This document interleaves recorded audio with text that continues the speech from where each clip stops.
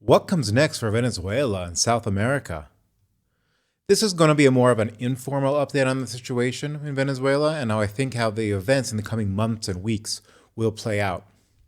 I put out a video a couple of weeks ago looking at the strategic reasons why the United States was interested in getting rid of the Maduro regime, and why this was really tied to a grand strategy, strategic calculus about shaping World War III and preventing a South American front if war with China breaks out.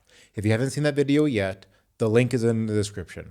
I think what I put forward there can really help in understanding the reasoning behind why the US made such a drastic step in Venezuela. In this video, I'm going to be looking more at the strategy of how they accomplished that, or how they are still trying to accomplish that. For those unfamiliar, this is Causality. The news reports the symptoms, we provide the diagnosis.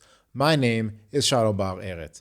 I'm also a major in the IDF Reserves. I have degrees in political science, sociology, international relations, and here we take a more informed look at the background, the reasonings, the forces that shape the news that we all read, and understanding the reasons why things happen the way they do.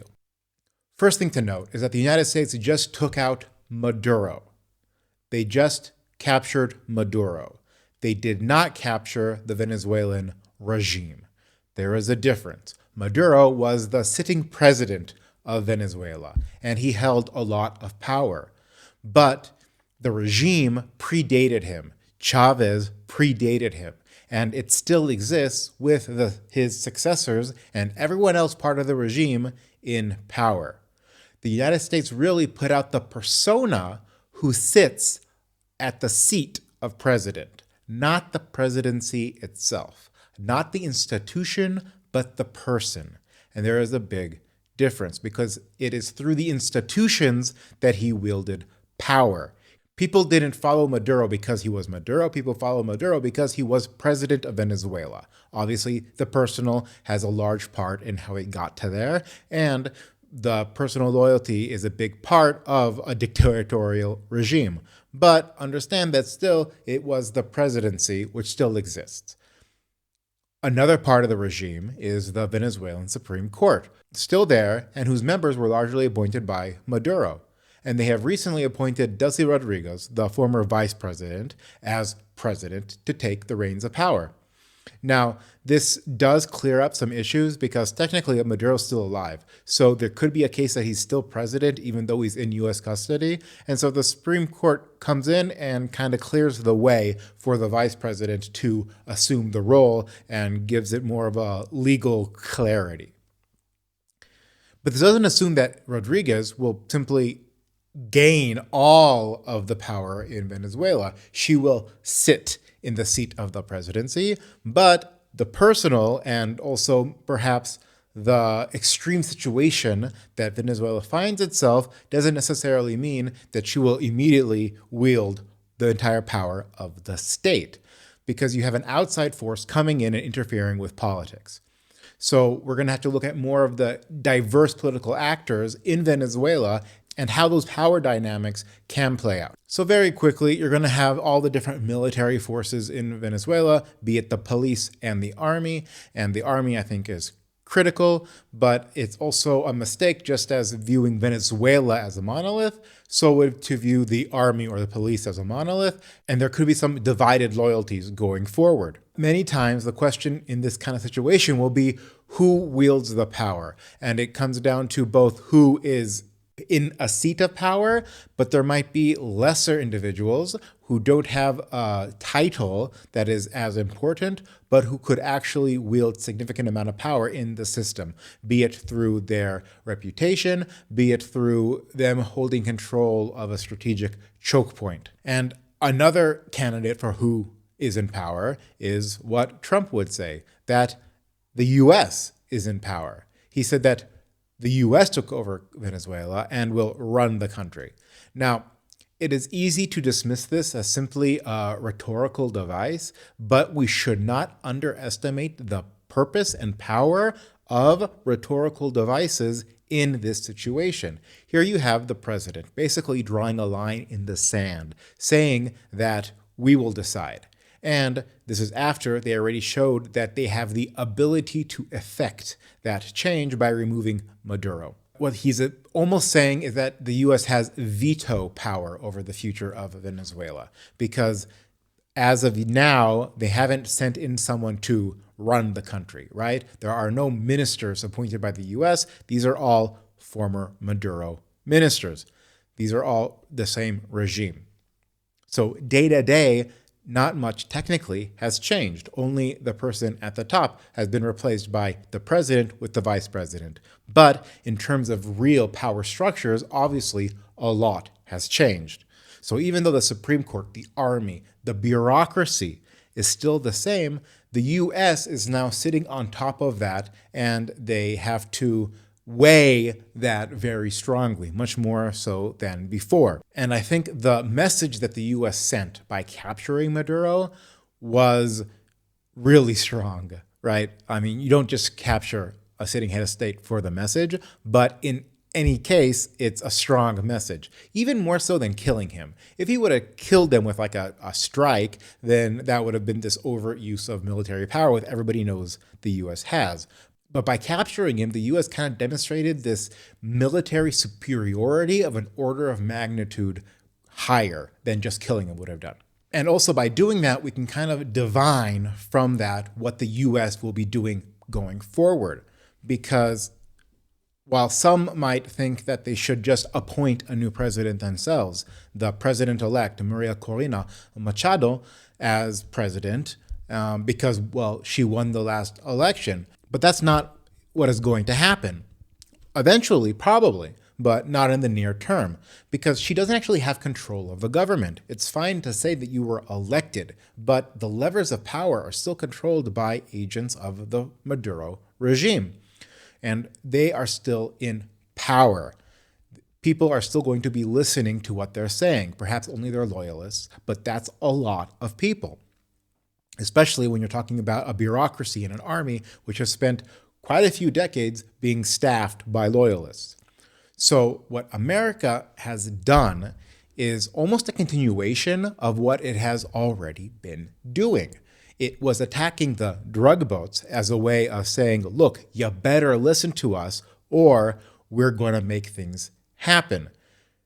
By removing Maduro, it is just a continuation of that, really, because the regime is still in power. They only removed Maduro. That does two things. One, perhaps they just really didn't want to negotiate with Maduro anymore. They thought that we were at an impasse, that you can't negotiate with Maduro.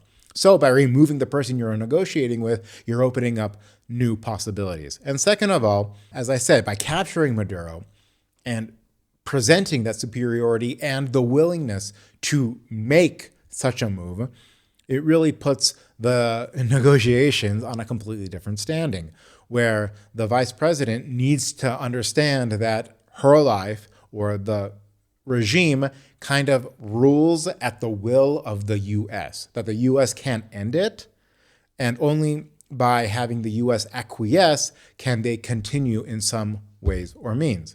What is the U.S. going to push for? I'm guessing the U.S. is going to push for the old regime kind of standing down on their own, that the old regime will hand over the reins of power. And why do it like that? Because it's much cleaner.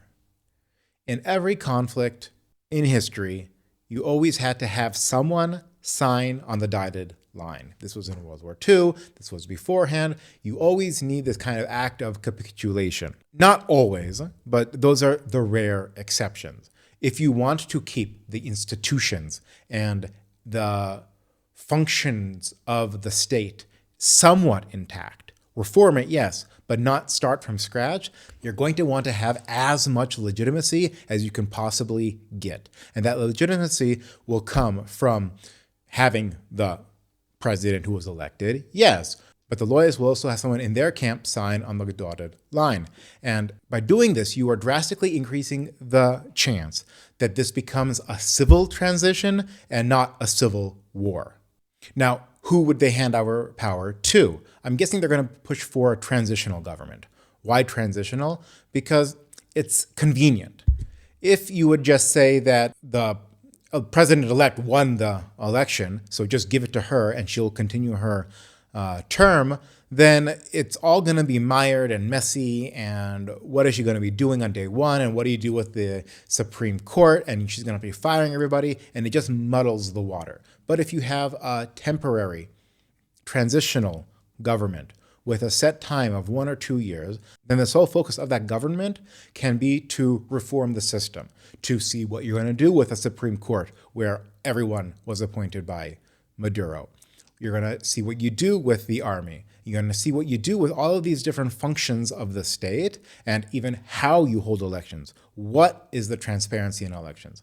And only then, once you have that settled, can you go back to new elections and start with a fresh slate. So you have a transitional government who is focused on more constitutional matters, more regime reform, and then you kind of clean the slate from that because there's going to be a lot of bad blood.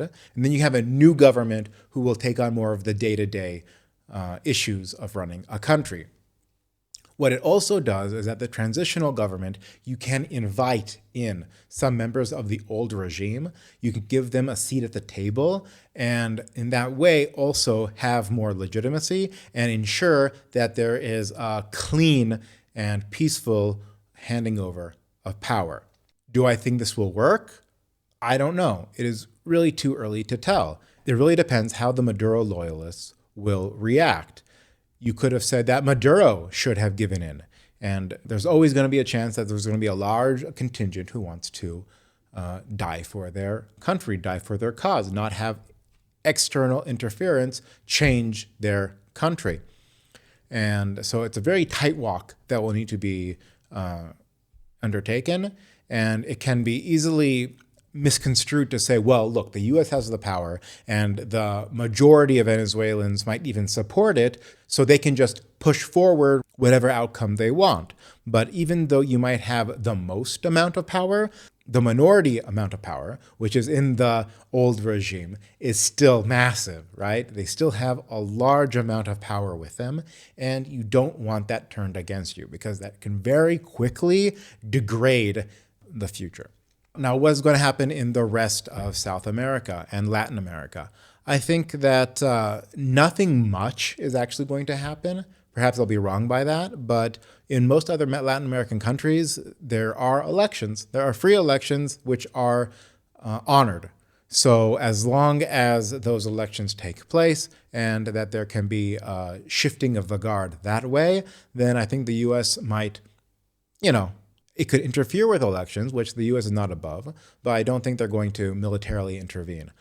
Colombia, maybe because the president itself, you might make the case that he himself is a criminal, so America will take him out as a kind of a lesson to further the Maduro case, where, look, we're going after every person who is deeply embedded with narcotics. But I think the point has already been made with Maduro, and I don't think you need that.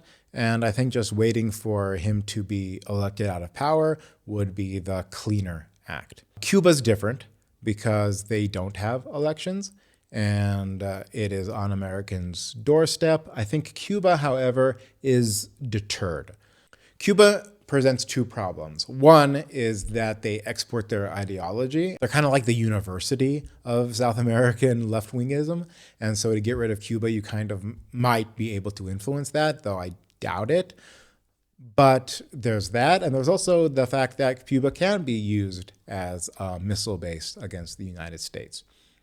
I saw some commentators talking that the reason why you get rid of Venezuela is because it could be a missile base, which I think underestimates what Venezuela could have done in a war with China scenario. Venezuela could have opened up a conventional front, which is much more dangerous. Cuba itself can be a missile base. Everyone, remember the Cuban Missile Crisis. And I think getting rid of Cuba would stymie that. But I don't think you even need to, because I think Cuba and America are kind of on the same page, where Cuba knows what the consequences would be if they would go down that route, and they are not probably wanting to go down that route. So I think the deterrence to Cuba would be enough. If America would want to change the Cuban regime, it's been talked about for decades, so it could eventually happen.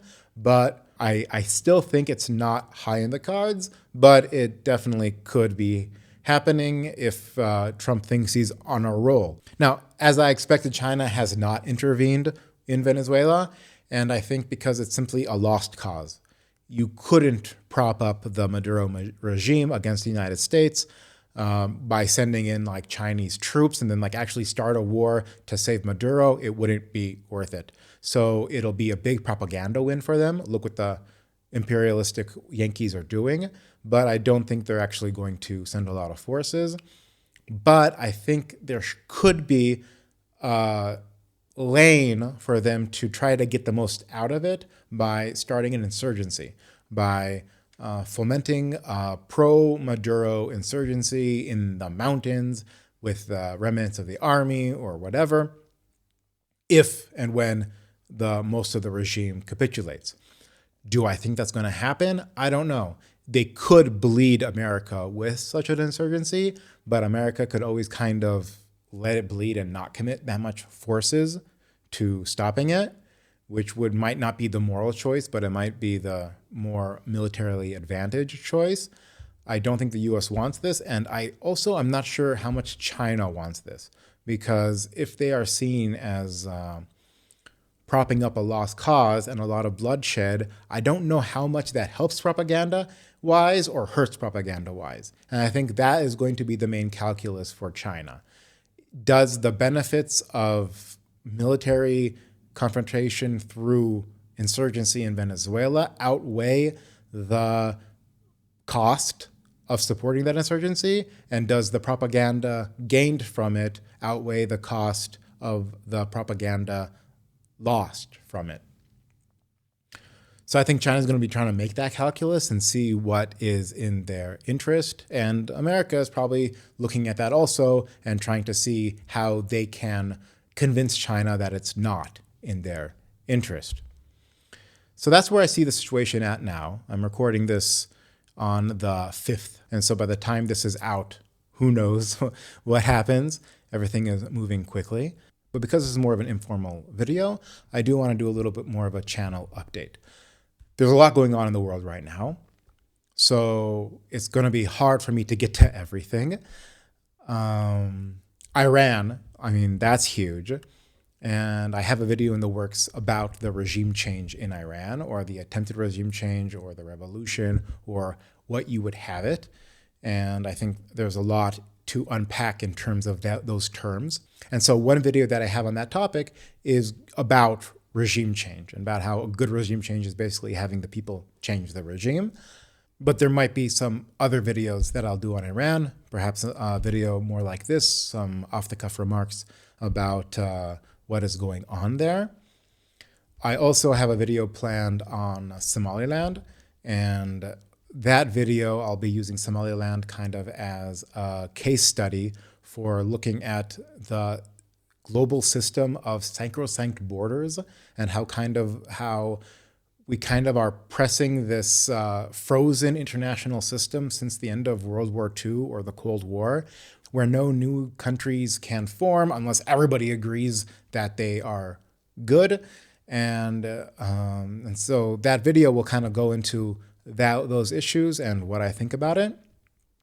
I also have a very large video where I detail Qatar and the theology that backs up Qatar's international relations and ties to the Muslim Brotherhood in Europe. And it is a large video where I really dive into Islamic jurisprudence and how that affects the Qatari state. And of course, I'll be continuing with the Seven Nation Army Couldn't Hold Me Back series, which I have been tweaking a little. I'm going to add another sub-series into that where it's about the home front, because I tried putting that in one video, but really those issues need to be separated out into individual videos to give them a little bit of room to breathe. That's it for now. I hope I'll be putting out some of those videos shortly. Thanks for watching. Again, this is Causality. The news reports the symptoms. We provide the diagnosis. I hope this diagnosis helped you guys out with looking at the situation in Venezuela. Share this video with someone who you know if it did. And until next time, take care.